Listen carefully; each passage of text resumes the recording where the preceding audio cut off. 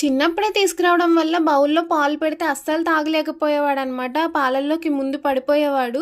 So, ఇంక ఈ bottle కొనాల్సొచ్చింది. ఈ బాటిల్ తెచ్చాక తాగడం స్టార్ట్ చేశాడు.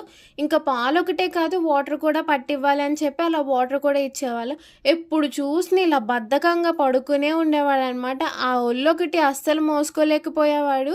ఎందుకంటే కొంచెం బొద్దుగా ఉండేవాడు కదా! ఆడు చిన్న పిల్లోడు. ఆ వెయిట్ ఎక్కువుండేవాడు. సో, ఇంకా ఇలా కాదు వీడి చేత ఎక్కువ యాక్టివిటీస్ చేయించాలని చెప్పి, ఆ పాలు ఇవ్వడానికి కూడా వాడిని నుంచోబెట్టి అప్పటినుంచే ట్రైన్ చేశాననమాట. అందుకు ఇప్పుడు మాట వింటున్నాడు. లేకపోతే డాగ్స్ అస్సలు మన మాట వినవు. ఎంత చక్కగా వినేవాడంటే మాట్లాడేవాడు కూడా. ఇంకా నడవడం సరిగ్గా రావట్లేదని చెప్పి టెర్రస్ పైకి తీసుకెళ్ళి వాకింగ్ కూడా నేర్పించాము.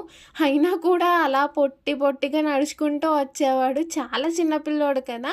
ఒక కాలయితే ఎగరేసుకుంటా నడిచేవాడు. ఎంత నవ్వొచ్చేదో.